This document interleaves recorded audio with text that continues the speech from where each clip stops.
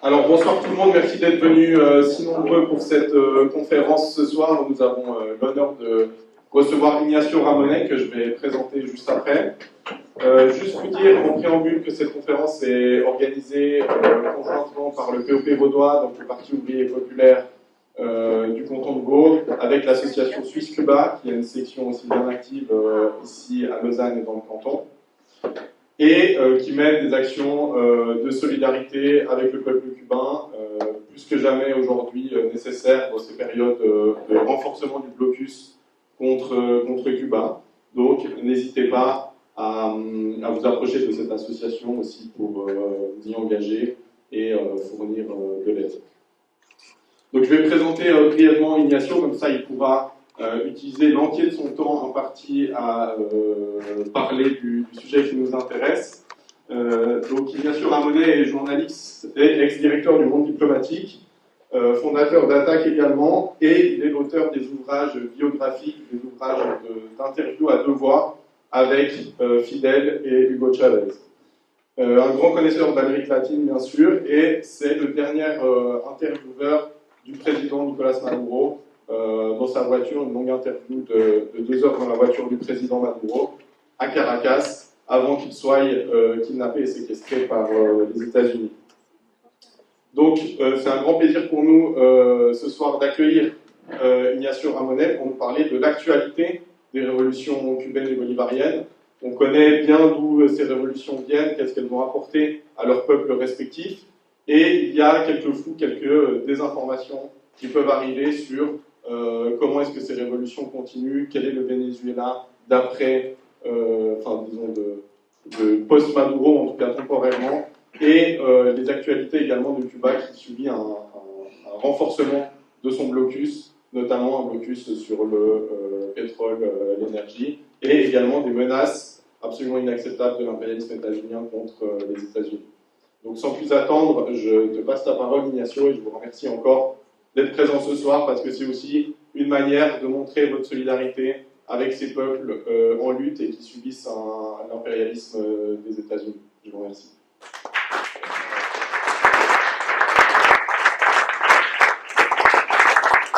Merci beaucoup Lucas, bonsoir. Je remercie tout d'abord bien sûr le Parti ouvrier populaire et les associations qui ont eu la gentillesse de m'inviter.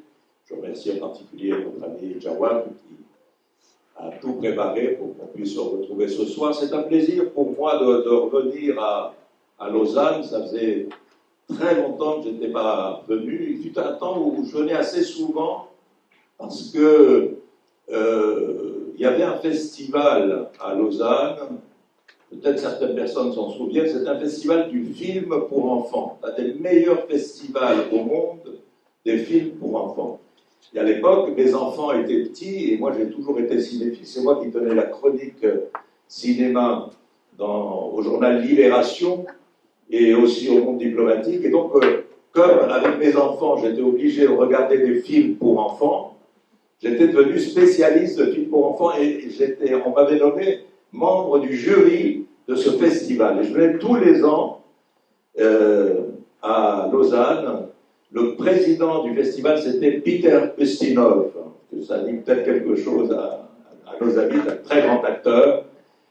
Mais depuis, je n'étais plus revenu. J'ai fait des conférences à Lausanne, très souvent, au Salon du Livre, ou à Fribourg, mais je n'étais pas revenu, et donc c'est un très grand plaisir d'être là. Alors, ceci dit, le sujet qui nous convoque ce soir est un sujet extrêmement sérieux, même dramatique, puisque même si l'intitulé de la conférence parle de l'histoire des révolutions bolivariennes et cubaines, pour des raisons d'actualité et de temps, on va se concentrer sur la situation actuelle, si vous voulez, c'est-à-dire actuelle. Sandra, ma compagne, qui est cubaine, qui est ici avec nous, connaît très bien la situation cubaine, et il y a encore, disons, 1 mois et demi, nous étions à Cuba. Un peu moins d'1 mois et demi, un peu plus d'1 mois. On était à Cuba. Et comme le disait Lucas dans sa présentation, nous étions à Caracas le jour de l'enlèvement de Maduro, le jour de l'attaque, la nuit de l'attaque des États-Unis contre le Venezuela la nuit du 2 au 3 janvier, et on avait été avec le président l'avant-veille de son enlèvement. Donc, ce que je voudrais faire pendant, disons, environ 40 minutes, c'est exposer très rapidement, comme ça, dans une réflexion orale, à haute voix, quelle est la situation telle qu'on peut la voir, nous, aujourd'hui, de Cuba et du Venezuela, dans cet ordre. La situation à Cuba est extrêmement, extrêmement dramatique. Il y a, j'imagine, dans la salle, des personnes qui sont allées à Cuba à différentes époques. On peut leur dire que jamais, même à l'époque où l'Union soviétique s'était effondrée, vous vous souvenez, en 1991, l'Union soviétique s'est effondrée et Cuba avait perdu l'ensemble de ses partenaires en très peu de temps, entre 1989 et 1991, l'ensemble des pays socialistes d'Europe orientale le système s'est dilué, s'est transformé après la chute du mur, et l'implosion de l'Union soviétique a enlevé à Cuba 95% de ses partenaires commerciaux, avec qui Cuba, depuis des décennies, échangeait dans le cadre d'une sorte de marché commun qui existait à l'époque et qui s'appelait le CAN, c'est-à-dire le marché commun des pays socialistes d'Europe plus Cuba. Et donc à ce moment-là, il y avait eu un effondrement de l'activité économique. Tout ça dans le cadre du blocus américain. Mais le blocus américain, qui a été institué en 1961, pratiquement dès le démarrage de la révolution cubaine, a pu être contourné, où les effets ont pu être atténués grâce à l'alliance de Cuba avec l'Union soviétique et l'ensemble des pays de l'Est. Et donc en 91, 92, 93, 94 en particulier, Cuba a vécu des moments très difficiles pendant, disons, la décennie 90. C'est ce que Fidel Castro avait appelé une période spéciale. C'est une période spéciale. Cuba entre en une période spéciale. Cette période spéciale, c'était une période de pénurie massive. Eh bien, si vous voulez, si vous comparez la situation d'aujourd'hui avec celle de 1994-95, la situation d'aujourd'hui est infiniment plus grave que celle de 1994. Et Cuba n'était sorti de cette situation que grâce à la victoire de Hugo Chavez au Venezuela, qui lui avait apporté à ce moment-là un partenariat économique et commercial avec le Venezuela, pays extrêmement riche à l'époque, et donc Cuba avait pu retrouver de l'oxygène et se relancer. Aujourd'hui, si vous voulez, pour vous donner une idée, vous avez, si vous vous intéressez à Cuba, vous avez lu des reportages, pratiquement l'ensemble de la presse connaît des reportages publiés, des reportages sur la situation à Cuba. Par exemple, il y a le pays manque d'énergie, il n'y a pas d'énergie électrique en particulier. Vous savez, il n'y a pas d'électricité dans une ville comme La Havane, il n'y a pas d'électricité pendant 15-16 heures par jour. Parfois, dans certaines villes de l'intérieur, il n'y a pas d'électricité pendant 24 heures. C'est l'une des pénuries les plus importantes, parce qu'elle a des conséquences dans beaucoup de secteurs. Elle a des conséquences en particulier dans tout ce qui est communication, déjà. Pas d'électricité, donc ça veut dire également pas de télécommunications, difficultés pour les étudiants en particulier d'avoir accès à Internet. Donc il y a énormément de conséquences qu'on imagine facilement lorsque l'électricité fait défaut. Il y a une conséquence majeure, d'abord vivre sans électricité, vivre dans le noir. Et si l'électricité revient entre 2h et 4h du matin, il faut se lever pour faire tout ce qu'on voudrait faire, par exemple la machine à laver, la machine à laver le linge, préparer la nourriture, etc. Si c'est électrique, il faut le faire entre 2h et 4h du matin. Hein. D'autre part, lorsque les coupures d'électricité sont si longues, l'alimentation qui est dans les frigos ou dans les congélateurs finit par se périner. Et alors que, en plus des crises de l'électricité, il y a la crise de l'alimentation. Il y a une crise d'alimentation. Cuba, depuis longtemps, est un pays qui n'a pas résolu le problème de son autosuffisance alimentaire. Et Cuba importe à peu près 80% de ce qu'elle consomme sur le plan de la nourriture. Et donc, à cause du blocus, tout ceci étant des conséquences du blocus, il y a des difficultés pour aujourd'hui, pour l'État de maintenir ce qui était la norme avant dans la promesse de l'État que chaque famille, chaque personne, chaque citoyen pouvait avoir 1 kilo de farine, 1 litre d'huile, un certain nombre, une douzaine d'œufs, etc. tous les mois. C'est pas ça, l'État ne peut plus le garantir. Ça fait déjà un certain temps. Et donc, il y a eu aussi un changement de modèle économique avec, depuis plusieurs années, un secteur privé qui se développe où on peut trouver des produits alimentaires, mais très chers, et souvent en dollars. Donc, et ceci, le blocus a fini par créer des difficultés dans les échanges. Hein. Le blocus, on dit souvent, oui, dès qu'il y a des difficultés à Cuba, les Cubains disent, oui, mais c'est le blocus, c'est l'embargo américain, c'est un prétexte facile. Non, c'est pas un prétexte facile. L'embargo rend tout très difficile. Hein. Hier soir, nous étions à Genève, on donnait un certain nombre d'exemples.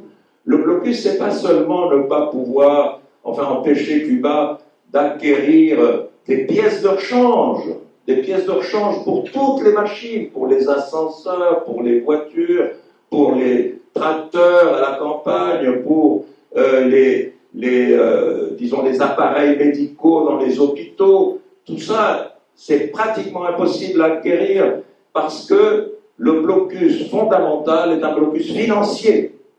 C'est-à-dire que même si Cuba peut payer, et même si le pays en question possède les différentes matières, les différentes pièces de rechange disponibles, et ce n'est pas les États-Unis. Mettons, si la Suisse a des appareils médicaux disponibles et à vendre, eh bien, il ne les vendra pas parce que les banques suisses ne peuvent pas avoir une transaction avec une entreprise cubaine, quelle qu'elle soit.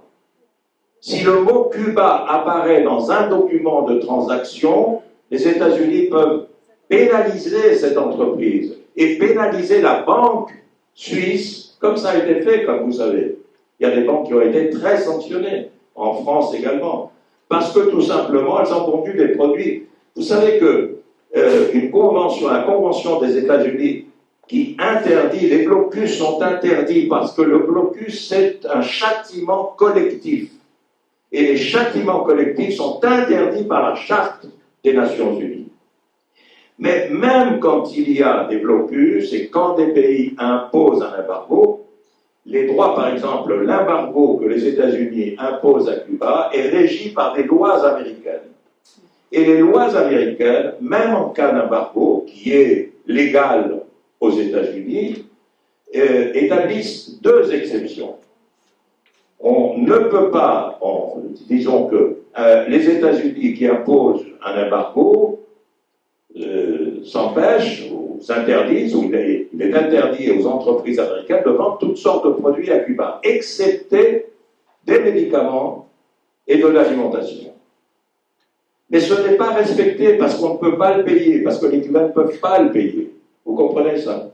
Donc, c'est-à-dire que même ce qui est exclu d'un embargo habituel, normal, si on peut utiliser cette expression terrifiante, n'est-ce pas, un embargo normal, eh bien, même cela, les Cubains ne peuvent pas les acheter. Je donnais 2 exemples hier. Pendant la Covid récente, en 2020, pendant la Covid, Cuba a cherché à acheter des vaccins pour sa population.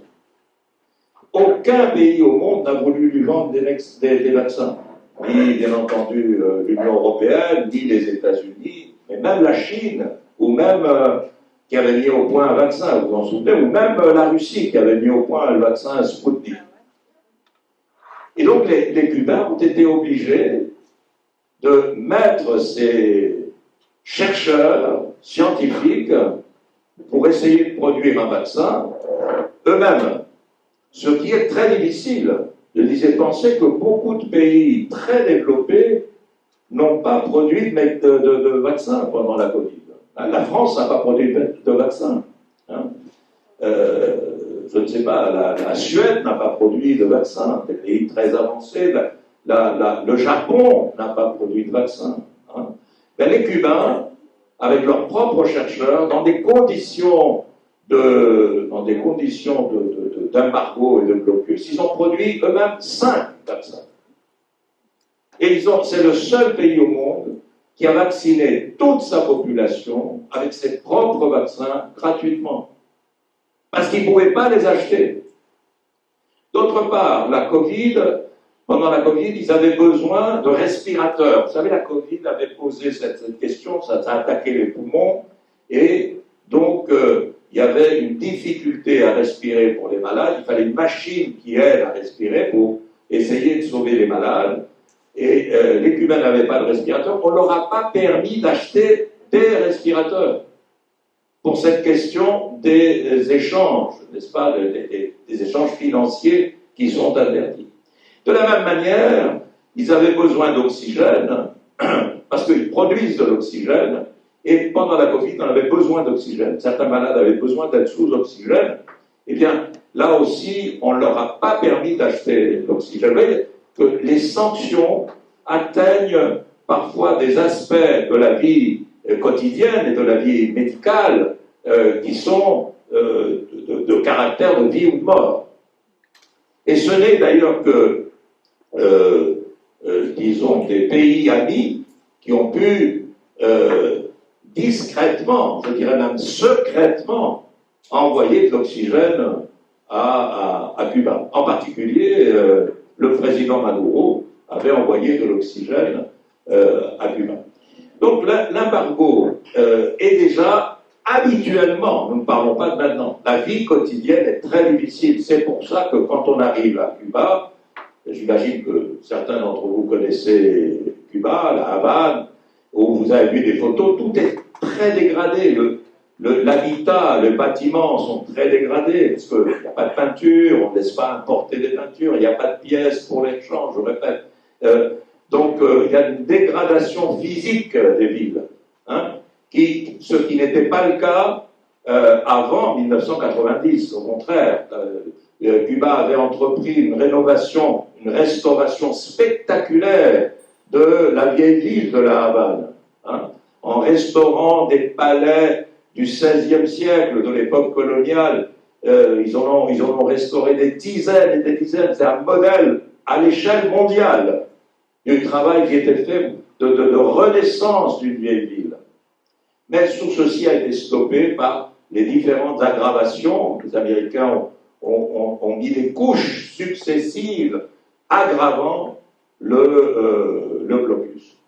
Dernièrement, ce qui s'est passé, et pourquoi actuellement c'est si grave, c'est que le président Trump, qui déjà pendant son premier mandat avait beaucoup renforcé le blocus, en particulier avec, disons, la troisième partie de ce qu'on appelle les sanctions Helms-Burton, mais il a il est revenu, il a pris des centaines de mesures complémentaires contre Cuba. Et en particulier, en janvier dernier, il a publié un décret présidentiel américain qui définit Cuba comme un danger pour les États-Unis, un danger imminent et gravissime pour les États-Unis. Alors que Cuba n'est un danger pour personne. Bien entendu, si les États-Unis ont un bon voisin, c'est bien Cuba. Cuba, il n'y a pas de narcotrafiquants qui sortent vers les États-Unis, il n'y a pas de délinquants qui sortent vers les États-Unis. De Cuba, il n'y a pas, disons, Cuba collabore avec les États-Unis sur le plan de la météorologie, sur le plan de la lutte contre toutes sortes de nuisances, d'une façon extrêmement disciplinée. Jamais Cuba, vous savez, les États-Unis, pendant des décennies, ont envoyé à Cuba des commandos armés commettre des attentats. Peu de pays au monde ont eu autant de victimes du terrorisme que Cuba. Un terrorisme financé, entraîné, armé par les États-Unis.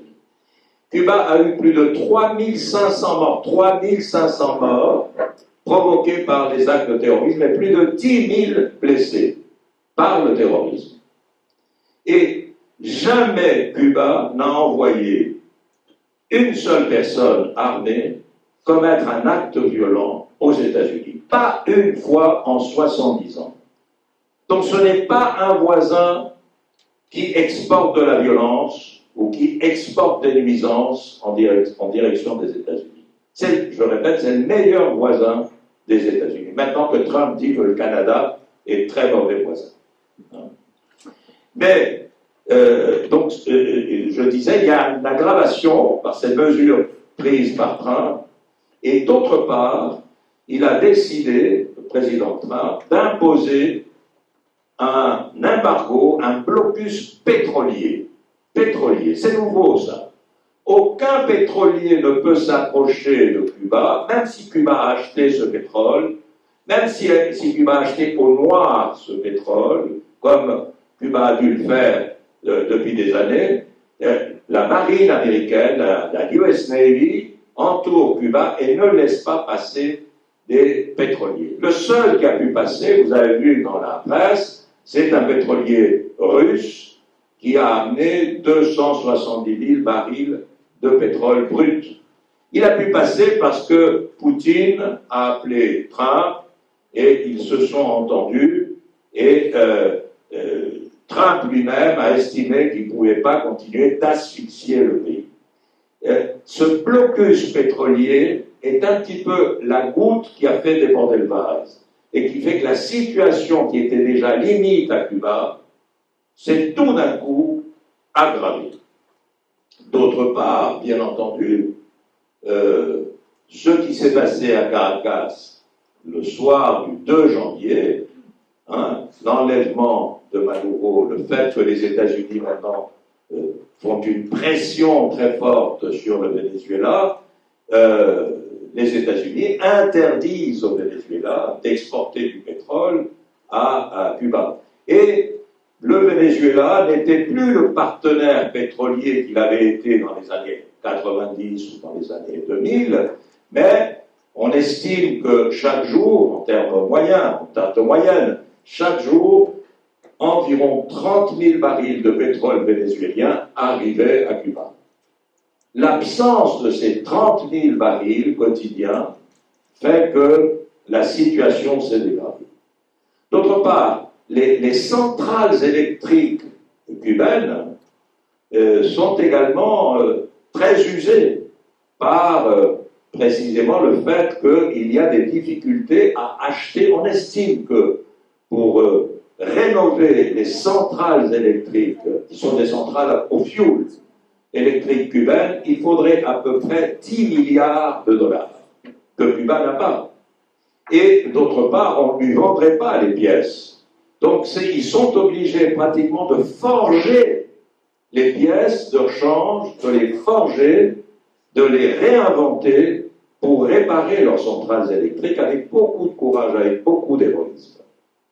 Et je voudrais dire, donc on voit bien que la situation est très compliquée. Il faut voir que aujourd'hui, cette pénurie d'électricité se traduit en particulier par des universités qui ne peuvent plus fonctionner, mais des hôpitaux qui ne fonctionnent plus, des personnes qui meurent parce que tous les appareils médicaux qui fonctionnent à l'électricité sont en panne. Et la mortalité infantile, qui était la plus réduite des Amériques, est repartie à la hausse. Et il y a tous les jours des personnes qui décèdent à l'hôpital, alors que en temps ordinaire, avec de l'énergie électrique ordinaire, ils pourraient être parfaitement, disons pour le moins, soignés, hein, sinon guéris. Et je dis, pourquoi est-ce que ceci nous scandalise? Eh bien parce que Cuba est un pays qui, depuis le succès de la Révolution, le 1er janvier 1959, n'a cessé de faire preuve de solidarité à l'égard du monde entier. Ce petit pays, un petit pays de 100 000 km² et 10 millions d'habitants, a passé au cours de ses presque 70 ans d'existence à envoyer de l'aide partout. C'est un pays qui produit un nombre très élevé de médecins, comme vous savez, dans des écoles de médecine. C'est le pays au monde qui produit le plus grand nombre de médecins. Cuba, si on le compare aux États-Unis, produit 20 fois plus de médecins que les États-Unis. Je disais hier, je donnais un chiffre, il faut rappeler une chose, les études de médecine à Cuba sont gratuites. Et Cuba donne tous les ans des dizaines de milliers de bourses à des milliers d'étudiants du monde entier. Et je disais hier, savez-vous combien de médecins américains, nord-américains, des États-Unis ont été formés à Cuba, gratuitement? 300 000. Cuba a formé 300 000 médecins des États-Unis, gratuitement. Et elle a formé des milliers de médecins africains, latino-américains, européens, pour que ces médecins aillent dans les quartiers populaires, là où personne ne veut aller. Dès que Chavez a gagné les élections en 1998 et qu'il a pris le pouvoir, il a pris ses fonctions en février 1999, il a décidé de passer un accord avec Cuba pour que des milliers de médecins viennent au Venezuela s'installer dans les quartiers populaires, dans les favelas, qu'on appelle à Caracas les cerros, où on n'avait jamais vu de médecins. Et j'ai fait moi-même un reportage auprès d'un petit dispensaire dans les cerros de Caracas, où les gens allaient, des personnes âgées, de 60 ans, 70 ans, allaient pour la première fois consulter un odontologue, un dentiste. Pour la première fois, un dentiste leur observer leurs dents. Ils n'avaient jamais vu ça. Ça s'appelait Mission Barrio Adentro. Peut-être vous avez entendu parler, c'est-à-dire qu'on a installé, et les médecins cubains vivaient dans les favelas. Là où souvent dans les pays du Sud, des gens font des études de médecine pour s'installer dans les beaux quartiers, pour faire une carrière qui leur permet de s'enrichir, pour ouvrir des cliniques très chères. La médecine est inabordable pour 80% de la population du monde. Alors que la thèse de Fidel, c'est il y a deux choses que l'humanité doit avoir et dont, disons, les gens ont besoin. C'est il faut un instituteur. Il faut une école. Dans chaque quartier, il faut une école. Parce que savoir lire et écrire, c'est fondamental. C'est fondamental. parce que c'est la culture qui libère. Et la deuxième chose, c'est qu'il faut une clinique, un dispensaire, il faut un médecin, parce que la santé est fondamentale. Et la santé doit être gratuite et à la portée de tout le monde. C'est pour ça que Cuba a produit des centaines de milliers de médecins et les a exportés partout. Dès qu'il y a une catastrophe quelque part, les Cubains sont les premiers qui arrivent. On rappelait hier aussi que quand il y a eu la Covid, hier, dans la conférence que je donnais sur ce même sujet à Genève, un monsieur s'est levé pendant les questions et il a dit, il était italien, il a dit « Je suis de Calabre, monsieur. » Quand la Covid a éclaté, enfin, quand on a eu la Covid, on sortait de 15 ans de globalisation. La médecine a été totalement privatisée. Les services publics de médecine sont devenus inabordables. Les lits ont été réduits, le personnel a été réduit. Quand la Covid est arrivée en Calabre, les gens ne savaient pas où aller, parce que tout était payant. Qu'a fait le gouverneur de Calabre? Il a passé un accord avec Cuba. Des milliers de Cubains, médecins, sont arrivés, ils nous ont soignés. On est vivant grâce aux médecins cubains. En Calabre, en Italie, l'une des puissances qui se réunit au G7 dans quelques jours à Evian. Andorre, qui est un pays super riche, paradis fiscal. Andorre, quand la Covid est arrivée, il n'avait pas de médecins. Ils ont passé un accord avec les médecins cubains, avec Cuba. Et j'ai au camarade qui est intervenu hier, avec lui, nous avons précisé une chose. Ces médecins qui sont intervenus pour la Covid à peu près partout dans le monde l'ont fait gratuitement. Gratuitement. N'ont pas été payés. Cuba n'a pas accepté qu'on paye pour ces interventions. Ils ont été défrayés, parce qu'ils ont été logés, mais ils n'ont pas été payés même comme médecins. Ils ont fait cet acte comme acte de solidarité. Donc Cuba a fait la solidarité non seulement de la médecine. Cuba, souvenez-vous que c'est Cuba qui a libéré l'Angola en envoyant des dizaines de milliers d'hommes. Ils ont perdu des milliers d'hommes pour libérer l'Angola, pour faire tomber l'apartheid en Afrique du Sud. Qui a libéré Mandela? C'est Fidel Castro. Qui a fait tomber l'apartheid? Ce sont les Cubains. L'indépendance de la Namibie. Donc, je veux dire que c'est extrêmement injuste qu'un pays qui a fait tant pour l'humanité et sans discrimination. Je rappelais aussi que l'une des grandes interventions des Cubains, par exemple, lors d'une des plus grandes catastrophes de l'humanité, il y a une vingtaine d'années ou 25 ans, au Pakistan, quand il y a eu un tremblement de terre qui a fait des dizaines de milliers de victimes, ce sont les Cubains qui sont allés. C'est pas parce que le Pakistan est socialiste, il ne l'est pas. C'est un pays musulman. C'est un pays qui ne parle pas l'espagnol. Fidel Castro, la révolution cubaine, n'a jamais tenu compte de ces différences. Ce sont des êtres humains, c'est le genre humain. On aide le genre humain, comme disait Marty. Notre patrie, disait Marty, qui est un peu le père de la révolution cubaine intellectuelle, notre patrie, c'est l'humanité. Donc, on reviendra là-dessus si vous voulez, avec des questions, et disons deux mots sur la situation au Venezuela. Donc, comme on vient de dire, donc, alors, avant de fermer le chapitre Cuba, n'oubliez pas qu'il y a non seulement ce blocus qui atteint une dimension intenable. On se demande comment les Cubains résistent dans la situation actuelle, sans essence, sans électricité, avec une alimentation très difficile à obtenir, dans des conditions très très dures. Mais en plus, il y a la menace militaire en ce moment. Il y a une menace militaire. Trump a dit, ce pays va tomber. Il va tomber, je serai président de Cuba.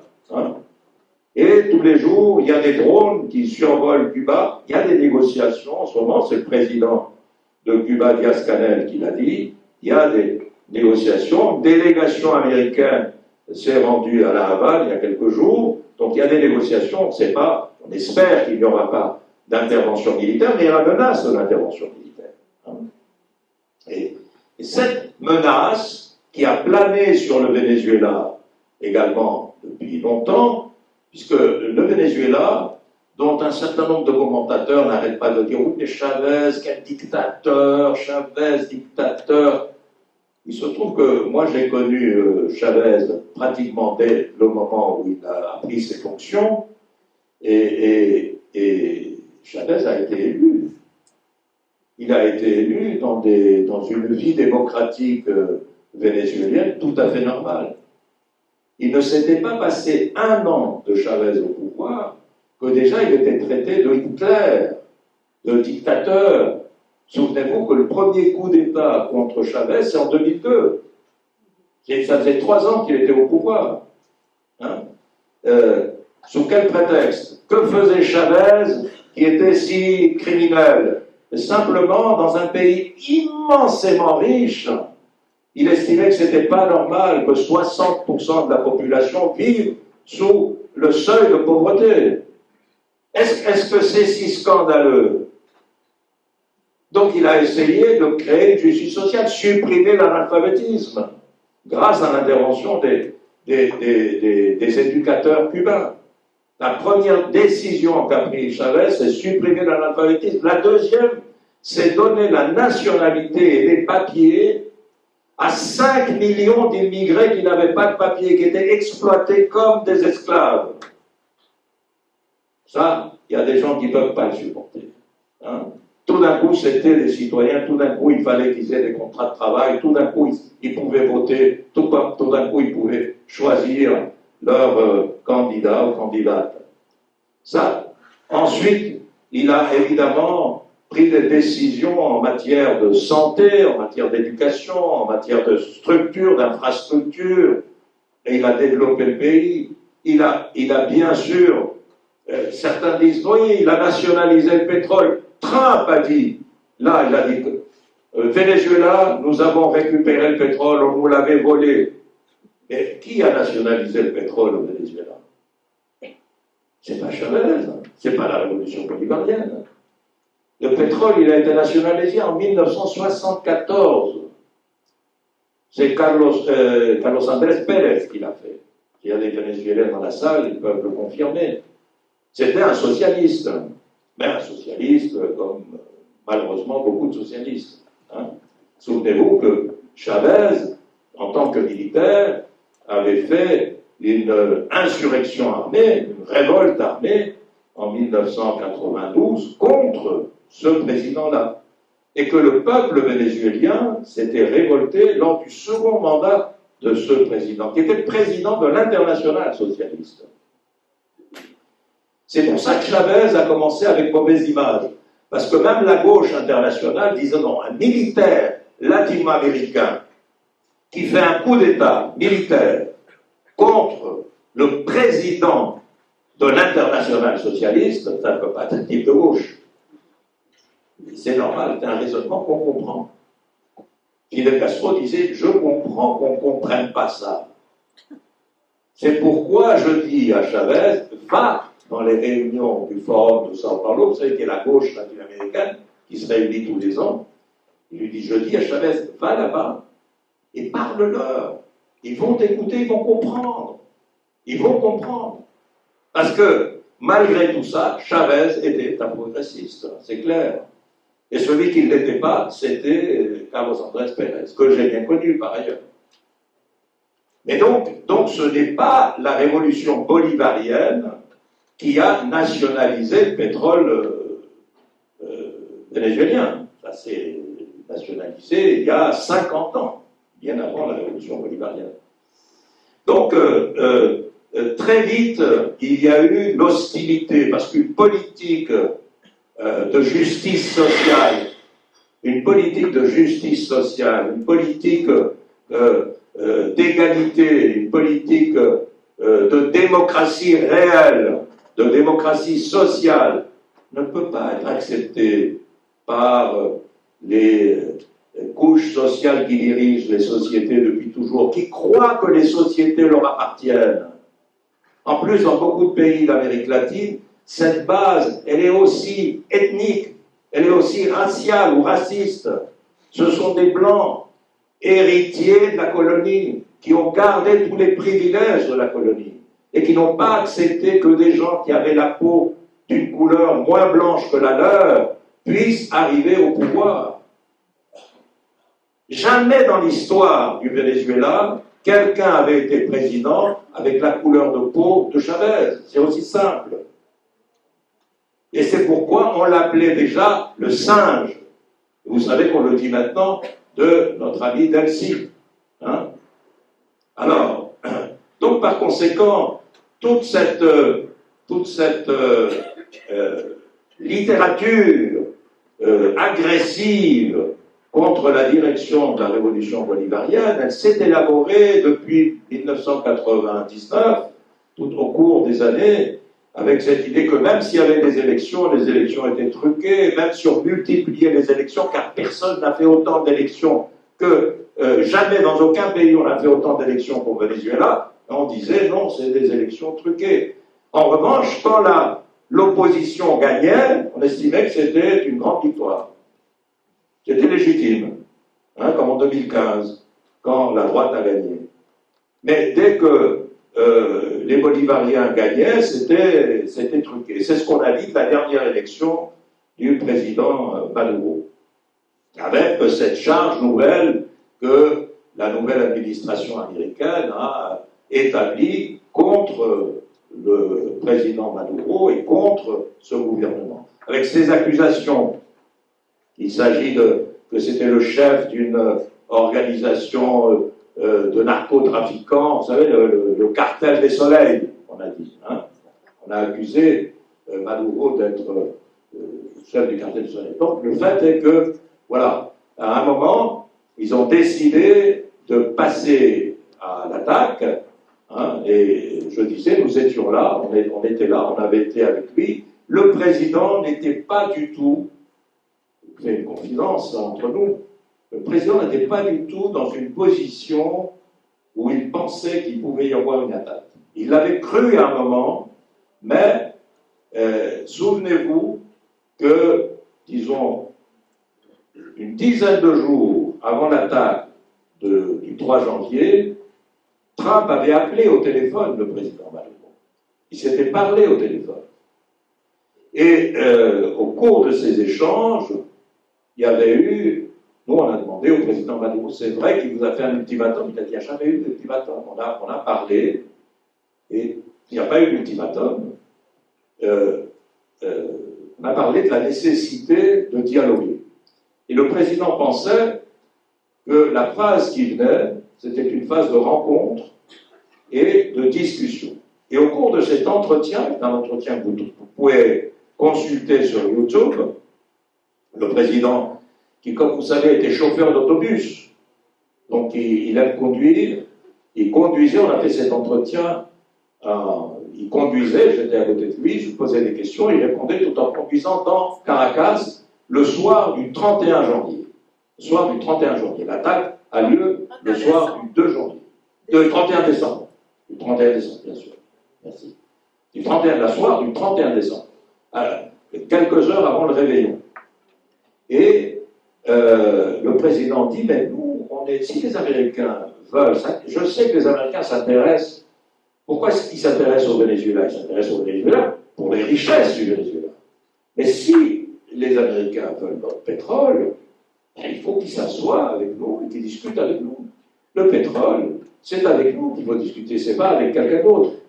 S'ils veulent avoir accès, s'ils veulent investir dans d'autres métaux, l'or, le fer, ou la bauxite, ou le manganèse, ou le nickel, ou les terres rares, il faut qu'ils discutent avec nous. On est prêt à discuter.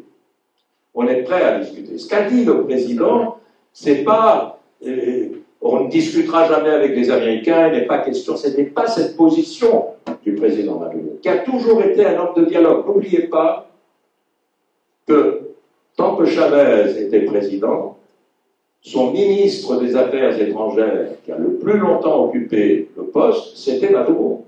Il a été 8 ans ministre des Affaires étrangères. Hein. Il est venu souvent ici mais à Genève. Il est venu à Genève souvent. Une fois, je l'ai rencontré à Genève. quand il était ministre des Affaires étrangères. Et donc, c'est un homme de dialogue. Avant de faire de la politique, il était syndicaliste. Il a derrière lui 20 ans de syndicalisme. Il était le patron du syndicat des transports publics de Caracas.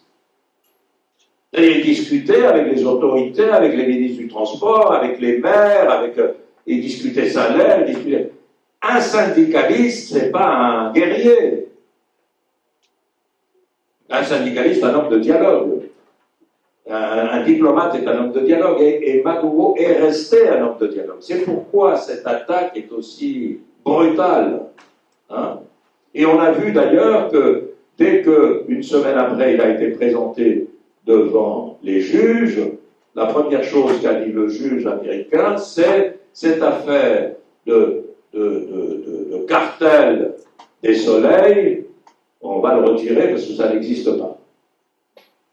Donc toute la presse avait monté le truc, voilà, narcotrafiquant, le président narcotrafiquant, etc. La justice américaine retire ce chef d'accusation.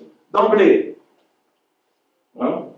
Deuxièmement, on disait, non, il n'est pas reconnu. Il y a des pays qui ne le reconnaissent pas. Par exemple, la plupart des pays européens ne reconnaissaient pas le président Maduro parce qu'on disait les élections ont été volées à l'opposition. Personne ne l'a démontré. L'opposition a montré des photocopies, mais n'importe qui aurait pu faire ces photocopies. Et, mais on a dit oui. Mais qui reconnaît le président Trump, qui reconnaît-il comme autorité au Venezuela? Aujourd'hui, Madame Delcy Rodriguez. Et Madame Delcy Rodriguez, quelle légitimité a-t-elle? Ben, elle a la légitimité des élections de juillet 24, là, celles qui ont élu le président Maduro, parce qu'elle était sa vice-présidente. Au Venezuela, vice-président, c'est premier ministre. Elle était la première ministre de ce gouvernement. Donc, il reconnaît. D'ailleurs, regardez les juges. À un moment, au tribunal, on a dit non, aux États-Unis. La défense de Maduro ne peut pas être payée par l'État vénézuélien. Il faut que M. Maduro paie sa défense avec l'argent de sa poche. Et les avocats de Maduro sont américains, ont dit non, il n'a pas les moyens de payer sa défense. Il faut que ce soit l'État vénézuélien. Et que vient de décider la justice américaine? Parce qu'il est président. Et non pas un monsieur qui a triché et qui s'est imposé comme président. Que vient de décider la justice américaine la semaine dernière? Que l'État vénézuélien peut payer la défense de M. Maduro. Donc, pourquoi peut-il la payer? Parce qu'il est président. Ce que je veux dire, c'est qu'on a inventé médiatiquement tout un discours de disqualification, de satanisation, de diabolisation du président Maduro, hein, et on voit bien que la propre justice américaine maintenant est en train de le démonter. En fait, si vous regardez les chefs d'accusation de Maduro, c'est possession d'armes. Possession d'armes, d'un chef d'État. Ça va être difficile à montrer parce que les gardes du corps ont des armes et lui, il n'en a pas. Hein. Donc, nous avons maintenant une situation particulière, je termine avec ça, c'est que l'attaque a eu lieu, ça a été une attaque d'une très grande brutalité, sur laquelle on pourra revenir dans la discussion. Il est clair que les autorités vénézuéliennes ont compris qu'un affrontement militaire avec les États-Unis ne donnerait qu'une destruction du pays. Et que le résultat serait ce qu'on est en train de voir aussi bien en Iran qu'au Liban Sud ou qu'on a vu à Gaza. Et plutôt que ça, les autorités ont préféré ce que moi j'appelle, mais ça n'engage que moi, ce que moi j'appelle une ruse stratégique. C'est-à-dire, on discute, on négocie, on accepte, on fait des concessions, mais on garde le pouvoir et on attend. Parce que malgré tout, malgré toute la superpuissance du président Trump, le 20 novembre, il y a des élections aux États-Unis. Et tout indique que les démocrates pourraient gagner une ou peut-être les deux chambres. Et Trump n'aura plus le même pouvoir. On verra ce qui se passe à ce moment-là. Donc, ma thèse, c'est que le gouvernement actuel du Venezuela gagne du temps, cède pour mieux tenir, cède ce qui pour certains pourrait être excessif, mais le contraire serait un affrontement qui serait dévastateur. Est-ce que j'ai raison? Est-ce que je me trompe? On le verra. On le verra dans les prochaines semaines. Je pense qu'il y a une chose qu'il faut tenir compte pour des personnes qui très vite sont parties sur l'attaque de la présidente en fonction. Je pense qu'il ne faut pas oublier une chose très simple, que je répète souvent, le président Maduro n'est pas mort. Il est vivant. Le président Maduro est toujours le président, il l'a réaffirmé lui-même, le président du Venezuela. Le président parle, le président communique. Le président n'a pas dit jusqu'à présent qu'il n'était pas d'accord avec ce qui est en train de se passer au Venezuela. La présidente, par intérim, actuellement, a fait des déclarations. Hier encore, disons que tout ce qui est fait au Venezuela est fait sur la ligne indiquée par le président Maduro. Donc vous voyez que la situation n'est pas caricaturale comme parfois on la présente soit d'un côté, soit de l'autre, en ce qui concerne le Venezuela. Mais la conclusion que nous devons tirer, mes chers amis, c'est que, d'une part, notre solidarité avec Cuba, si nous voulons aider Cuba, c'est le moment de le faire. Cuba a aujourd'hui l'eau jusqu'au cou, est dans une situation la plus difficile au monde. Et notre solidarité avec la révolution bolivarienne aussi, et notamment l'exigence de la libération du président Maduro et de son épouse, la députée Silvia Flores. Ce ne sont pas les États qui vont faire ces revendications, c'est la société, c'est à nous d'agir et c'est le moment de le faire. Merci beaucoup.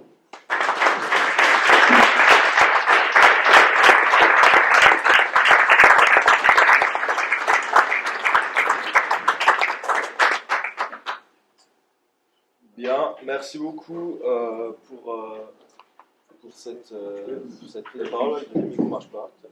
Ouais, celui-là, il marche. On va maintenant passer à la phase de questions-réponses. Donc, on va faire passer ce deuxième micro s'il veut bien fonctionner, si c'est pas un complot de la CIA, j'espère, pour que vous puissiez poser vos questions, tout simplement. Et puis je pense que bien sûr, on aura plaisir à y répondre. Ça marche, Christophe? Ouais, si ça ne marche pas, je peux aussi faire les allers-retours. Bien, est-ce qu'il y a des questions? Soyez pas timide, il faut bien en profiter. Alors, je fais au fur et à mesure.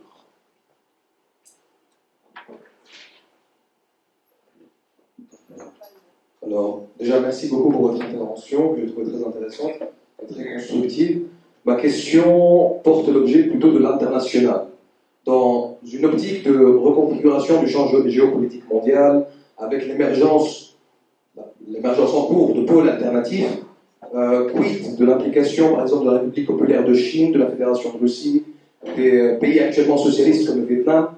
Est-ce qu'il y a des démarches prises par ces pays-là, alliés historiques de Cuba et du Venezuela bolivarien, pour venir en aide à ces pays?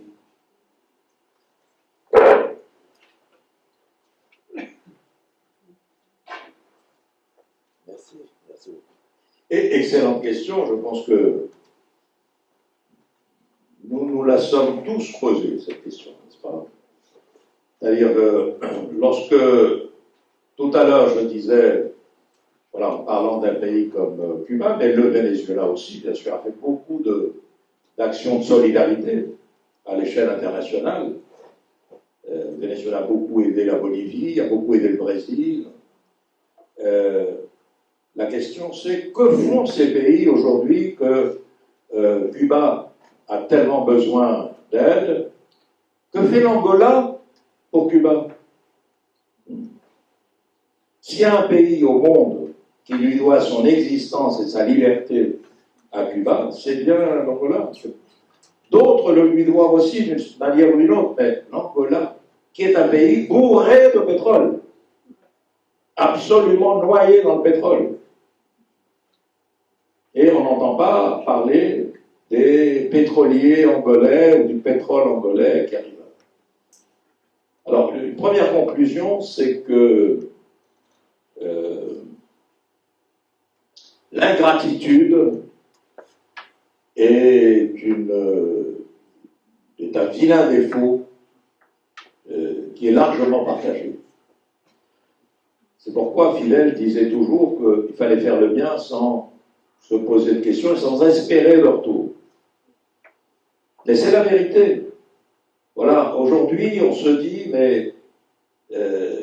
alors, il y a la Chine, par exemple, a mené une campagne de solidarité avec Cuba depuis déjà des mois pour aider Cuba à s'équiper en panneaux solaires et à faire le saut du modèle énergétique, plus écologique d'une part et plus permanent, parce que s'il y a une énergie qui est permanente à Cuba, c'est celle du soleil, précisément.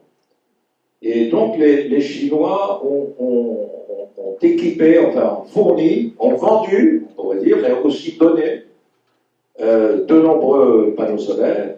Et il y a un véritable plan, le président Diaz-Canel s'est exprimé là-dessus à plusieurs reprises. Il y a tout un projet qui, en très peu de temps, ils ont un an et demi, si tout va bien, d'ici un an et demi, la matrice énergétique de Cuba sera solaire, grâce à l'apport chinois. Mais d'autres pays, on ne voit pas très bien où est l'aide. Hein, on a parlé du pétrolier russe. Hein. On a vu en revanche des pays qui ne doivent pas grand-chose à Cuba, mais qui ont montré une solidarité spectaculaire. Je pense au Mexique. Le Mexique de Claudia Sheinbaum, une femme qui a montré un caractère, qui a montré une personnalité, qui n'a cessé d'envoyer, malgré les menaces, de l'aide à Cuba, qui ne peut plus envoyer de pétrole parce que c'était pas un pétrole donné, c'était un pétrole acheté. Hein, Cuba achetait le pétrole. Mais au moins, elle le vendait. Mais depuis l'occase du président Trump qui interdit sous menace de taxation et de sanctions aux pays qui vendraient du pétrole, qui fourniraient du pétrole à Cuba, a dû arrêter de le faire. Mais par exemple, le Brésil aussi, voilà, j'ai dit ça hier dans la salle à Genève, il y avait un groupe de camarades brésiliennes mais qui le regrettaient parce que c'est vrai qu'on attendait un peu plus de Lula, c'est clair, hein, on attendait un peu plus de Lula, et il y a très peu d'aide qui arrive à Cuba de la part de Lula. Et aussi, on soulignait le fait que, vous voyez, je croyais que vous aviez parlé de ça au début quand vous avez dit le contexte international, voilà, qui change. C'est que dans le contexte international, il y a quand même quelque chose, un acteur nouveau, disons, qui est intervenu, qui intervient depuis quelques années, c'est ce qu'on appelle les BRICS, n'est-ce pas? Ce qu'on appelle les BRICS, cette association, ce groupe de pays constitué au départ par les initiales des 5 pays fondateurs, sont le Brésil, la Russie, l'Inde, la Chine et l'Afrique du Sud, mais qui aujourd'hui regroupe à peu près 25 pays, ou un peu plus de 25 pays. Et souvenez-vous que Lula n'a pas permis à empêcher Maduro, le Venezuela, d'accéder, d'être membre des BRICS, sous prétexte que l'élection, voilà, n'était pas claire, il n'avait pas présenté les actes. Aujourd'hui, ça fait de la peine, n'est-ce pas? Ça fait beaucoup de peine. Alors, on aime bien Lula, hein, mais ça nous fait de la peine qu'il ait eu ce comportement parce que, précisément, voilà, Cuba fait partie des BRICS, a été intégré dans les BRICS. Donc, je pense que vous avez raison, c'est le moment de compter ses amis, et ça nous fait beaucoup de peine. C'est pour ça que je disais en terminant, ce ne sont pas les États qui vont aider. Aujourd'hui, c'est l'heure des peuples. C'est l'heure des citoyens, des citoyennes. C'est à nous de voir comment on peut faire à notre niveau, soit de l'argent, soit en achetant des panneaux solaires, soit en achetant des médicaments, soit en achetant de l'alimentation, comment on peut faire arriver un conteneur. Voilà. Si chaque ville solidaire de Cuba envoyait un conteneur, ça pourrait soulager pendant le temps. Voilà. Le temps d'arriver à faire la soudure et passer au modèle solaire dont Cuba a besoin. C'est en train de se faire. De partout, il y a des initiatives populaires.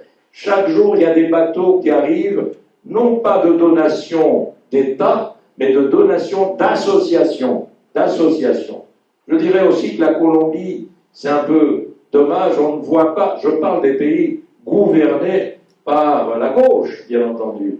Hein, et on n'a pas vu de geste particulièrement solidaire de la part du président Petro, hein, mais on a vu récemment un bateau arriver avec de l'aide fournie par des associations colombiennes, parce que Cuba est très populaire au niveau de la société latino-américaine. Cuba a des ennemis, mais a beaucoup plus d'amis. Hein, et la preuve, c'est que nous sommes là ce soir préoccupés par ce petit pays qui nous intéresse. Très bien. Donc le deuxième micro marche. J'ai noté toutes les paroles, il y a juste une question ici. Bonsoir, merci beaucoup pour votre présentation. J'ai une double question concernant la relation entre Cuba et les États-Unis. La première, c'est, selon vous, depuis la chute de l'Union soviétique, quand on connaît la propension des États-Unis à attaquer un peu partout sur le continent américain, notamment des régimes socialistes ou apparentés, qu'est-ce qui, selon vous, a protégé, entre guillemets, le régime cubain d'une attaque frontale des États-Unis? Et la deuxième, c'est avec la deuxième présidence de Trump, est-ce que vous avez senti un shift, un changement dans la politique et une augmentation du risque d'une attaque frontale de la part des États-Unis? Alors, bon, la disparition de l'Union soviétique en Amérique latine n'a pas provoqué de changement particulier, disons dans le sens où qu'on pourrait imaginer. D'abord, quand l'Union soviétique s'effondre, entre 89 et 91, il n'y a pas de gouvernement de gauche en Amérique latine. Il n'y a que le Nicaragua et Cuba. Et regardez cette chose intéressante, très intéressante. L'année où le mur de Berlin s'effondre, c'est l'année où se soulève le Venezuela. 1989. Il y a ce qu'on appelle l'année du Caracasso. Voyez-vous, c'est ce président dont je parlais, socialiste, qui avait gouverné au début des années 70, très bien, il avait bien gouverné. Il a développé le pays, il a fait des politiques de nationalisation, pas seulement du pétrole, il a nationalisé le fer, il a créé les grandes industries, il a créé si vous voulez, les grands barrages hydroélectriques. Hein, je rappelais hier aussi que le Venezuela, l'électricité du Venezuela n'est pas produite par le pétrole, elle est produite par des fleuves, notamment par l'Orénoque, qui est un des plus grands fleuves du monde, et c'est de l'hydroélectricité au Venezuela. Ça, c'est une idée de cette époque-là. Mais, quand il revient, il est réélu en 1988, et il prend possession de sa fonction en février 89. Et en février 89, ces premières mesures, ce sont des mesures néolibérales, ultralibérales. Il augmente tous les prix, notamment l'essence, etc. Et ça se répercute dans le prix du transport. Et le Venezuela entier se soulève et réclame le socialisme. C'est là que naît Chavez, politiquement. Parce que, comme militaire, il est appelé à réprimer cette insurrection populaire. Et il refuse. Et à partir de là, il va organiser la prise de pouvoir. D'abord, il pense le faire par la force, après il va le faire. Donc, si vous voulez, il faut voir que l'effondrement de l'Union soviétique, c'est aussi la naissance de l'ultralibéralisme, du néolibéralisme, avec les privatisations, etc. Pourquoi Cuba n'est pas emporté? À l'époque, tout le monde disait que Cuba ne tiendra pas. Sans l'aide de l'Union soviétique, Cuba disparaîtra. C'est ce à quoi je faisais allusion tout à l'heure en parlant de la période spéciale. Mais finalement, ils ont résisté et ils ont pu tenir jusqu'à ce que Chavez ait gagné les élections et leur vienne en aide d'une certaine façon avec une collaboration qui a été une vraie collaboration, un vrai échange. Et les Américains n'ont jamais envisagé à cette époque, à l'époque, ils étaient pris aussi, il faut dire, très vite par le Proche-Orient. Souvenez-vous, la première guerre du Golfe, c'est 91, 92. Hein, et ensuite, il y a une dizaine d'années où ils font les guerres là-bas.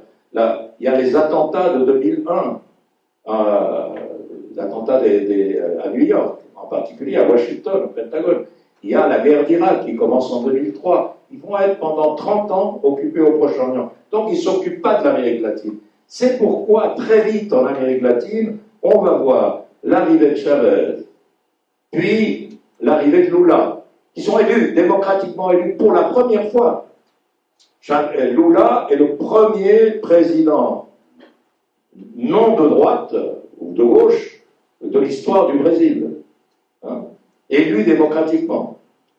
Le dernier en Amérique latine, ça avait été Salvador Allende, qui avait été renversé en 1973. Donc pendant cette période où les Américains ne peuvent pas s'occuper de l'Amérique latine, on voit arriver Chavez, élu démocratiquement, Lula, élu démocratiquement, Correa en Équateur, élu démocratiquement, 2005, on parlait ici avec une grande amie de Evo Morales, élu en Bolivie démocratiquement, ainsi de suite.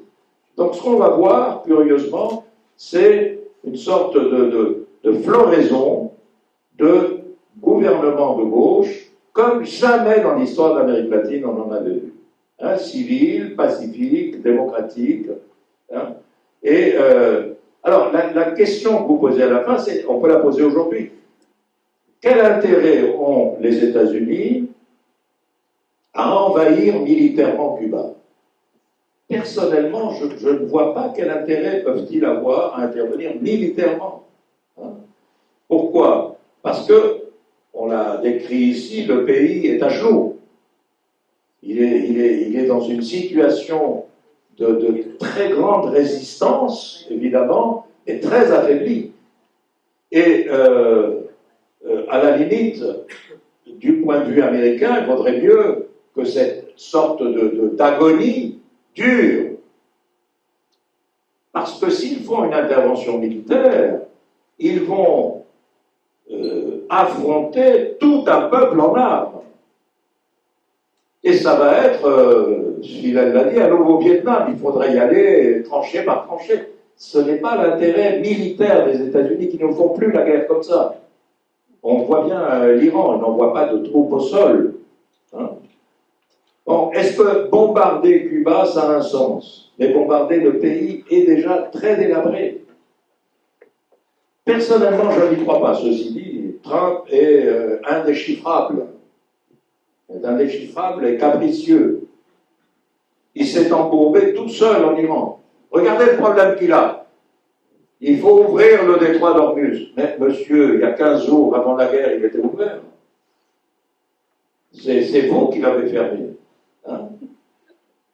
Donc, il s'est créé un problème qui n'existait pas. Alors que, comme disent même ses amis, ils disent quand on va à une guerre, il y a deux moments très importants. Le premier, c'est quand on décide d'y aller.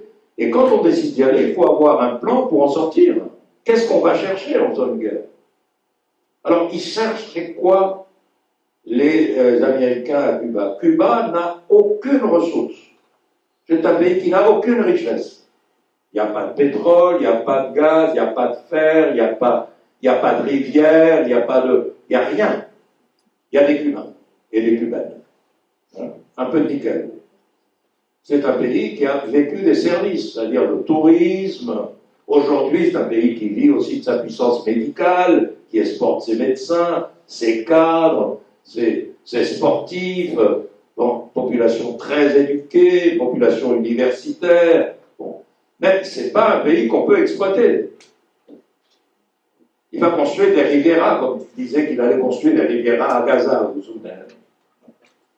Mais s'il le détruit, évidemment, ça. Donc, il y a quand même une sorte d'énigme, c'est-à-dire que souhaite-t-il? On ne connaît pas, alors qu'il est, le contenu des négociations qui ont eu lieu à La Havane entre la délégation américaine et la délégation cubaine. On ne connaît pas le contenu. Enfin, personnellement, je ne le connais pas. Il y a des diplomates cubains dans la salle. S'ils veulent prendre la parole, ils peuvent, et s'ils savent, ils peuvent nous le dire. Mais une chose est claire, le président Diaz-Canel a dit, les choses ne sont pas négociables. La souveraineté n'est pas négociable. La caractéristique politique de Cuba n'est pas négociable. C'est pas aux étrangers de venir nous dire comment on doit se gouverner. Clair. Donc, il y a des choses qui peuvent se négocier. Par exemple, est-ce que Cuba doit indemniser les sociétés, les entreprises américaines qui ont été nationalisées au moment de la Révolution? Ça peut se négocier, ça peut se discuter. Hein? Cuba peut dire, on va également chiffrer le coût de l'embargo, du blocus, combien ça nous a coûté à nous. Est-ce que les Américains sont prêts à payer pour nous indemniser de nous avoir imposé 70 ans de blocus? C'est aussi quelque chose qui peut se négocier. Mais disons que pour l'instant, on ne sait pas très bien que cherchent les Américains. On sait ce qu'ils voudraient. Ils voudraient un changement de régime. Mais comment vont-ils l'obtenir? Pour l'instant, ce n'est pas clair du tout. Merci. Alors, on a encore une question là. Oui, merci. Moi, j'aimerais parler du Venezuela. Il y a une chose qui revient souvent ici dans nos pays occidentaux, c'est que le Venezuela serait une dictature, il n'y aurait pas de démocratie. Or, je viens d'écouter un de vos collègues, Maurice Lemoine, qui expliquait très bien comment il y avait une grande démocratie au Venezuela, jusque dans les quartiers populaires. Il y avait des conseils de quartier, on parlait même de plans cadastraux qui avaient été faits par des gens des quartiers populaires eux-mêmes. Est-ce que vous pouvez nous expliquer à quel point le Venezuela est démocratique? Je dis, le Venezuela démocratique a beaucoup de niveaux. D'abord, des élections, je disais, il y en a eu plus que dans aucun autre pays depuis 1998. Des élections, bien sûr, locales, des élections régionales. C'est un pays, en fait, ce sont les États-Unis de Venezuela. C'est un pays d'État, où il y a des États. Donc, il y a des élections à l'échelon d'un État, et chaque État a son propre parlement, son propre gouverneur, et il y a des élections municipales, conseillers municipaux, etc. Et il y a des élections, évidemment, législatives, l'opposition est représentée, et il y a des élections présidentielles qui sont au suffrage universel. Et en plus, il y a toute une série de caractéristiques de démocratie sociale, ce qu'on appelle les communes, par exemple. Il y a, dans cet entretien dernier qu'a fait le président Maduro avec nous le 31 décembre, si vous le revoyez, vous verrez, il fait un exposé sur les communes, sur l'importance des communes. À un moment, on circule et il dit, ici, c'est une commune. Ici, par exemple, il dit, voilà, ici, si tu descends ici, si on s'arrête ici, si tu descends et tu dis, dites-moi, est-ce qu'il y a une réunion communale prévue? On va te dire quelle heure, quel jour, etc., la commune va se réunir. Il y a actuellement dans le pays à peu près 3500 communes qui gèrent c'est pas dans le cadre, c'est ni législatif, ni municipal, ni provincial ou étatales, si vous voulez.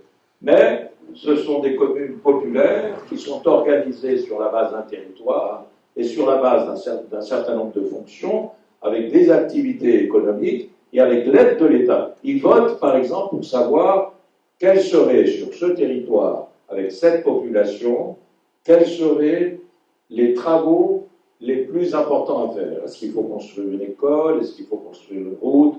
Est-ce qu'il faut construire un puits? Est-ce qu'il faut construire un centre culturel? Et la communauté décide. On a assisté, avec ma compagne Sandra, à plusieurs communes, le travail de certaines communes.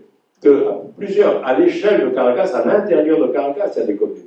Par exemple, on avait été voir une commune à Lidicé, dans un des quartiers des favelas de Caracas, et la commune nous avait expliqué comment ils avaient travaillé pendant la Covid.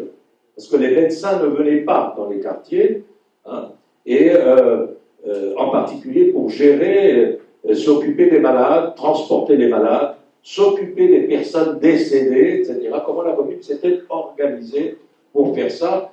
Et c'est très intéressant, le parti, parce qu'il y a un parti, la révolution bolivarienne a son parti, c'est le Parti socialiste unifié du Venezuela, et les communes sont organisées en dehors du parti. On peut appartenir au parti ou pas, mais ce n'est pas une structure du parti.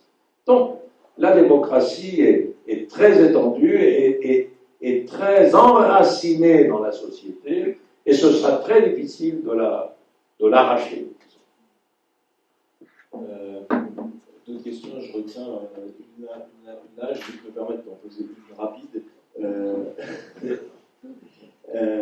Vous avez parlé de la grande période des gauches latino-américaines, en fait, où il y a eu plusieurs États socialistes qui se sont créés parce qu'il y a eu des victoires démocratiques. Là, maintenant, on est plutôt sur une phase de recul, voire de recul assez important, avec le retour de l'extrême droite un peu plus tôt, que ce soit au Chili, en Bolivie récemment et puis en Argentine. Donc, dans ce contexte-là, est-ce que ça joue, et à quel point ça joue sur la pression ambiante qu'il y a sur Cuba et le Venezuela?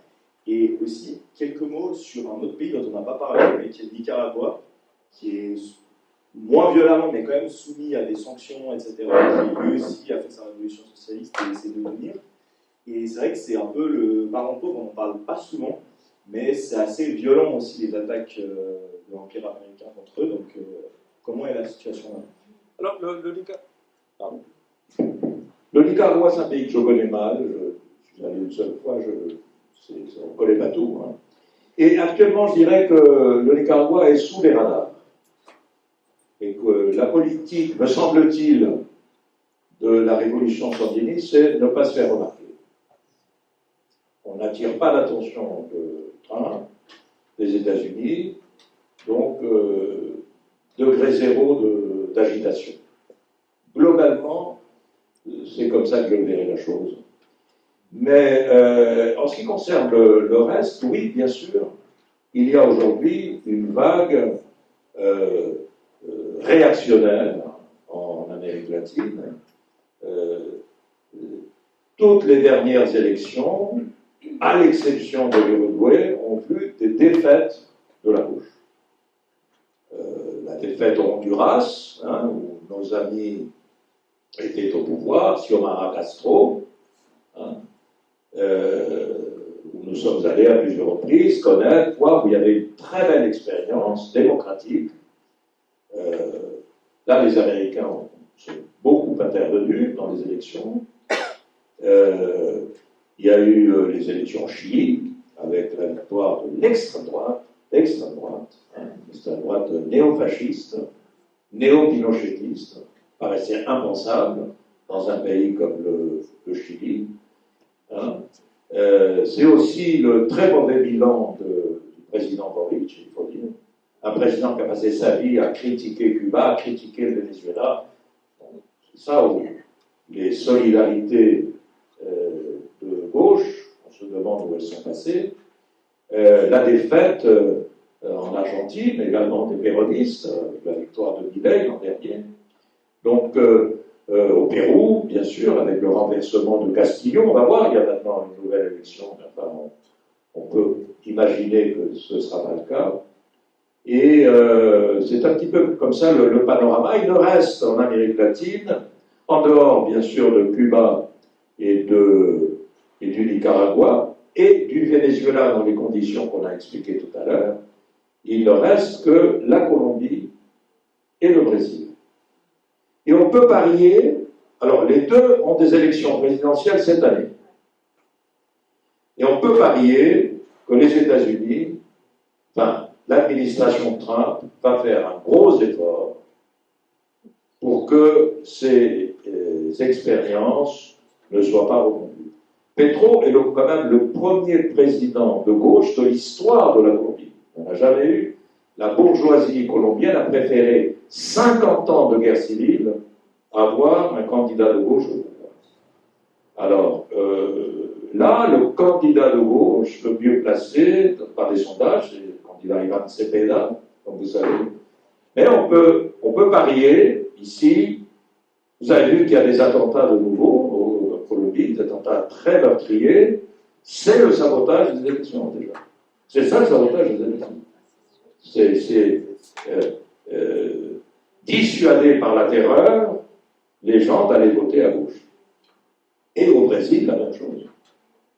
Je crois que cette administration, n'oubliez pas que le secrétaire d'État, ministre des Affaires étrangères, Marco Rubio, est un Cubain, enfin fils de Cubain, fils d'exilé cubain, et qu'il conduit une politique précisément de réappropriation de l'Amérique latine. D'autre part, si vous avez lu, si vous ne l'avez pas fait, il est urgent de le faire, si vous avez lu le document qui définit la stratégie de sécurité des États-Unis, qui a été publié en janvier dernier, vous verrez que, essentiellement, ce document dit deux choses fondamentales.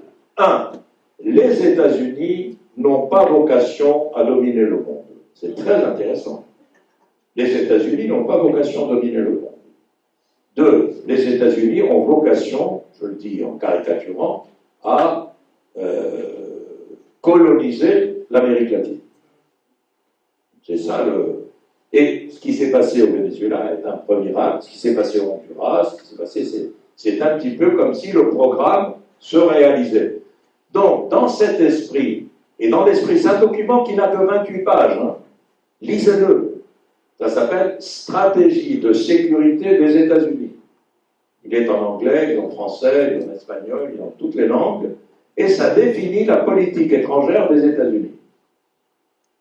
Le mot Chine n'est pas prononcé. Le mot Russie non plus. Mais, en particulier l'Amérique latine, oui, c'est de nouveau la cour privée de l'Amérique.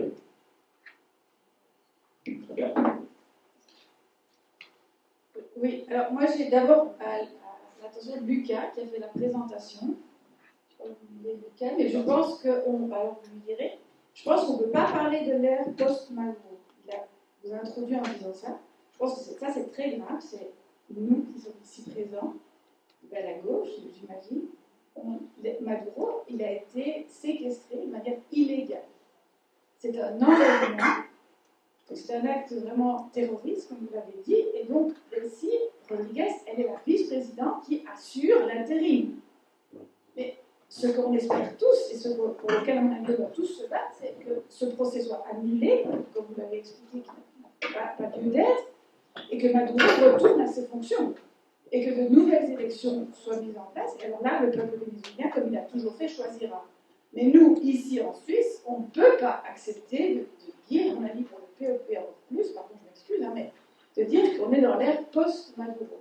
On est dans l'ère Maduro, et Maduro est victime, comme Fidel l'a été, comme Chavez l'a été, comme Petro l'a été, comme tous ces grands leaders de gauche qui s'opposent à l'impérialisme américain. Maduro est victime d'un attentat de plus, enfin d'un acte terroriste de plus. Donc ça, je pense que, enfin, moi, je trouve que c'est très important. Puis après, j'ai une question plutôt pour vous. Donc vous étiez là, vous avez eu la chance et la malchance, je ne sais pas comment dire, d'être là à un moment stratégique de de l'histoire du Venezuela. Moi, j'ai quand même été étonnée par l'après, où il y a eu très vite un calme, un retour à la normale très vite. L'Assemblée s'est réunie comme si de rien, en tout cas c'est ce qu'on a vu d'ici.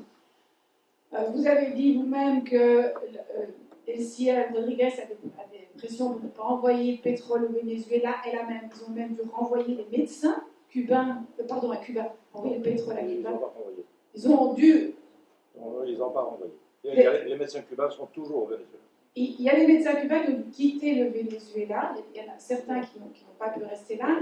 Il y a tout quand même. Donc, parce que vous dites, oui, Lula aurait pu faire plus, l'Angola aurait pu faire plus, c'est vrai, mais je veux dire, tout le monde risque la même chose. Il y a pas. Alors, on ne peut pas excuser Rodriguez et en même temps accuser Lula. C'est tout le monde dans la même situation de se faire face à cette pression des États-Unis. Moi, je suis étonnée du calme qui existe maintenant au Venezuela. Il y a quand même beaucoup de missions, les collectivos qui ont été démobilisés. Enfin, je ne comprends pas bien comment vous pouvez expliquer que le peuple vénézuélien, qui a descendu pendant tant d'années dans la rue pour revendiquer la légitimité de ses présidents, semble un peu démobilisé.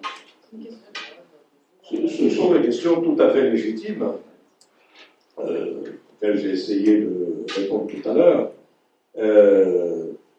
Il est clair que la direction de la Révolution a adopté une position, une posture, qu'on pourrait dire, de faire le dos rond devant cette situation.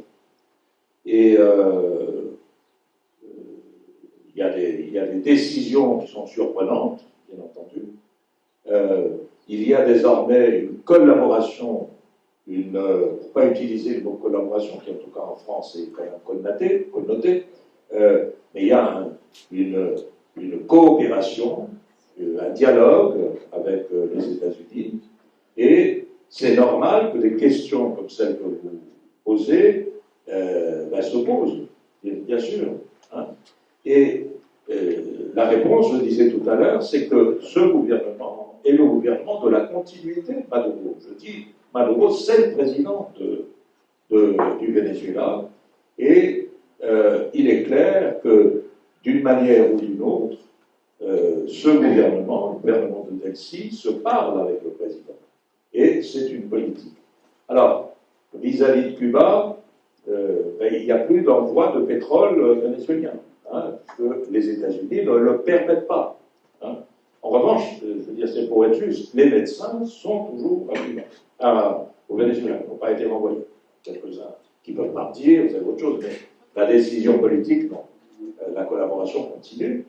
Et vous savez qu'il y avait aussi une collaboration militaire, puisque le premier cercle de défense du président était constitué par des internationalistes cubains, dont 32 d'entre eux sont morts en défendant le président Maduro. Il y a aussi 48 Vénézuéliens qui sont décédés dans le combat. Bon. Mais ces questions se posent. On ne sait pas encore très bien. La présidente par intérim, Delcy Rodriguez, a déclaré hier beaucoup de choses qui se sont produites le 3 janvier ne sont pas encore connues, n'ont pas encore été racontées. Un de ces jours, nous allons les raconter. Donc, il y a des questions, parce que quand vous avez dit un silence, je pensais que vous faisiez allusion aux heures qui ont suivi l'enlèvement de Maduro. Parce que Maduro a été enlevé entre 2h et 4h30 du matin. L'intervention, l'attaque américaine a duré 2h30. Donc nous étions sous les bombardements. Très violent. Vous pensez qu'il y a eu il y a eu environ 150 avions qui sont intervenus, en plus d'environ 2 douzaines d'hélicoptères. Les Américains sont intervenus avec une force énorme et n'ont eu aucune perte. On ne sait pas très bien comment ça s'est passé, comment la bataille s'est passée, quelle réaction des militaires vénézuéliens, mais après la table, pendant des heures, il n'y a pas eu de réaction de l'État vénézuélien, de l'État bolivarien. Hein. Et les premiers qui sont intervenus, le ministre de la Défense et le ministre de l'Intérieur, l'ont fait d'une façon, je dirais, un peu chaotique, sans donner d'explication. On n'a pas compris. Hein. Les gens ne savaient pas ce qui s'était passé. Qu'est-ce qu'ils ont fait? On ne savait pas que le président avait été enlevé, hein, dans les premières heures. On pensait qu'il avait été tué. D'ailleurs, la première déclaration de Delcy, en tant que vice-présidente, et je répète, c'est Premier ministre, c'est la chef du gouvernement, sa première déclaration, qui est une déclaration uniquement orale, on ne voit pas l'image, qui se produit vers 6h, 7h du matin, c'est-à-dire que vous avez tout un pays pendant des heures qui reste en suspens. Il ne sait pas très bien ce qui se passe. Ce qui prouve qu'il était surprise. Parce que, comme je l'ai dit tout à l'heure, le président ne s'attendait pas à la date. Et donc le gouvernement non plus, bien entendu. Et ce sont des jours de vacances. Mais ce que je veux dire, c'est que la présidente dit nous exigeons des preuves de vie du président Maduro auprès des Américains. Donc on ne sait pas s'il est vivant ou mort à ce moment-là. Donc il y a eu beaucoup d'incertitudes dans un premier temps. Maintenant, les choses semblent être claires, mais malgré tout, ça mérite une réflexion. Tout à l'heure, Jawad ou Christophe a fait allusion à l'article de Maurice Lemoine. Maurice Lemoine, qui est un de mes amis, bien sûr, l'ancien rédacteur en chef du Monde diplomatique, revient en ce moment du Venezuela. Et si vous allez sur le site de Mémoire des luttes, cherchez Mémoire des luttes, il y a un site, un web, vous allez retrouver un reportage très long où Maurice Lemoine explique un peu précisément comment fonctionne ce pouvoir aujourd'hui qui reste bolivarien. Bien, comme là on a fait beaucoup, on va prendre les dernières questions, essayer de qu'elles soient brèves, et je fais ce que dit monsieur, les réponses sont aussi brèves. Bonjour, merci beaucoup pour cette intervention. Moi je suis allée 2 fois à Cuba, et notamment dans les brigades internationales, et j'ai pu voir de près la guerre économique menée par les États-Unis, qui passe aussi par une mise en place d'une économie parallèle, de fait par l'inflation, qui est menée aussi par l'importation de monnaie étrangère sur l'île, mais qui passe aussi par la drogue et la prostitution, comme on sait que c'est des pratiques connues de la CIA. C'est aussi une guerre d'information. On a vu de nombreuses fake news relayées aussi par des groupes à Miami, etc. Et tout ça, les Cubains, leur réponse, c'est de dire il faut continuer la solidarité et il faut relayer la réalité qui est l'embargo états-unien. Je voulais rajouter aussi le fait, je ne sais plus si vous l'avez dit, mais sur le fait que les Cubains ont toujours soutenu le peuple palestinien et ont toujours formé aussi les médecins palestiniens et forment toujours les médecins palestiniens à la Havane. Et ma question, ça va plus au niveau du coup économique. Donc on voit qu'il y a un changement de la production, où il y a certaines usines qui deviennent par exemple des usines d'assemblage de produits américains, de produits chinois sur l'île. Donc ça change l'autonomie aussi de production de Cuba. Et la Chine évidemment apporte une aide énergétique qui aujourd'hui on dit que il me semble que ça permet une autonomie de 20% par rapport à l'énergie de l'île, mais ça couvre que cette partie-là. On espère que ça va grandir assez rapidement. Mais il y a aussi cette question de l'inflation qui se résout pas. Et en fait, moi j'ai beaucoup d'amis qui sont communistes aussi, mais on a un mécontentement populaire aussi sur l'île qui vient de cette crise générale, qui est une crise économique, mais qui est aussi une crise politique. Et il y a beaucoup de critiques aussi du gouvernement cubain qui sont faites par les Cubains. Après, on voit bien que quand il s'agit, là on a vu dans les dernières manifestations qui sont quand même derrière le gouvernement, qu'il y a beaucoup de gens qui se mobilisent, etc., en soutien à Cuba, mais ça pose une question sur c'est quoi l'espoir économique de l'île et c'est quoi l'espoir politique et de crédibilité du gouvernement en place. Alors, bon, pour pas être trop. Il est tard, et la question est très importante. Mais ce que je veux dire, c'est que depuis que Raúl Castro a été élu président, il y a eu un changement de modèle économique à Cuba. C'est ce qu'on a appelé l'actualisation du modèle économique cubain. C'est comme ça que ça est formulé. Et donc, il y a une part on va dire de marché, de secteur privé, qui s'est créé à Cuba, il y a maintenant presque 20 ans, avec aussi la création d'une zone franche, l'équivalent d'une zone franche à Mariel. Donc ça, c'est un processus qui est assez maintenant, qui a une longue expérience, qui a modifié, comme je disais tout à l'heure, l'État, assumant l'idée qu'il ne peut pas assumer aujourd'hui ce qu'il a pu faire à une autre époque. Et par ailleurs, qu'il y ait des protestations, c'est très étonnant avec la situation que subit la population cubaine due à l'embargo, c'est très étonnant qu'il n'y ait pas de protestation. L'objectif même du blocus depuis 70 ans, c'est étrangler les Cubains pour qu'ils se révoltent contre leur gouvernement.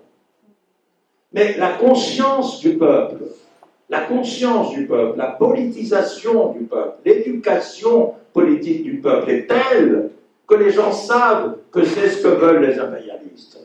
Et ils ne leur font pas plaisir. Ils ne se révoltent pas, ils protestent. Et il y a des gens qui sortent dans la rue, qui tapent sur des casseroles, parce qu'ils en ont marre de ne pas avoir de l'électricité. Et qui ne le ferait pas? Mais c'est pas « je veux que le régime tombe ». C'est pas pour changer la République. C'est pour protester contre le gouverneur local ou le responsable local. Regardez dans cette situation qui est terrifiante, je dis terrifiante actuellement. Il y a eu une petite protestation dans un village, à Morone. Il n'y a pas eu de protestation. Donc c'est la déception des Américains, 70 ans qui ne servent à rien. Regardez, voilà, j'ai raconté ça. Et Hillary Clinton, vous savez, elle voulait être présidente. Vous vous souvenez, Hillary Clinton, qui était secrétaire d'État d'Obama. Elle a fait campagne contre Trump, lors du premier Trump. C'est Trump qui a gagné, qui a fini par gagner. Mais elle avait fait un programme. Et Hillary Trump, dans son programme de gouvernement, disait à l'égard de Cuba, il faut changer de politique. Parce que nous avons établi un blocus il y a 60 ans et ça ne marche pas. Et quelque chose qui ne marche pas pendant 60 ans, ça ne marche jamais. Arrêtons. Et Obama était convaincu de ça aussi. C'est pour ça qu'il est venu à Cuba. C'est pour ça qu'il a changé. Et il était prêt à lever l'embargo. L'embargo est difficile techniquement à se lever parce qu'il faut que la Chambre de représentants et le Sénat votent le même texte à majorité. C'est très difficile. Mais Obama y était pour. Donc par conséquent, je dis que cette épreuve montre bien la force de caractère et la force d'adhésion de la majorité, je ne dis pas la totalité, la majorité du peuple cubain adhère et soutient sa révolution. Ça ne fait pas tout. Très bien. Dernière question, et pour la question et la réponse, on a 5 minutes. Merci, je ne m'attendais pas autant. C'est surtout une annonce, en fait, un film sur le système de santé cubain qui s'appelle Salud para Cuba, que je crois que messieurs dames l'ont vu. J'ai investi tous mes fonds de producteurs et de réalisateurs dans ce film qui, j'imaginais, aurait un immense succès dans le festival et tout. Ça s'est pas passé aussi bien que ça. J'en suis très fier pourtant. Mais j'ai décidé il y a 10 jours de le vendre gratuitement sur Internet. Donc vous pouvez le voir, ça raconte une partie de ce que vous avez dit sur le système de santé, les médecins, l'internationalisme, l'origine du droit à la santé. Il est en français, espagnol et anglais, simultanément. Il y a 3 langues et 2 sous-titres. Voilà, ça s'appelle Salud para Cuba. En un mot, c'est plus facile à trouver. Allez sur Vimeo, mais comme vous avez de la peine, vous arrêtez d'aller sur YouTube. Je l'ai aussi mis sur sur YouTube. Voilà, donc si vous pouvez faire de promo pour ce film, que, au moins l'exemple cubain, voilà, il m'a pas remboursé mes factures, mais il m'a inspiré. Merci.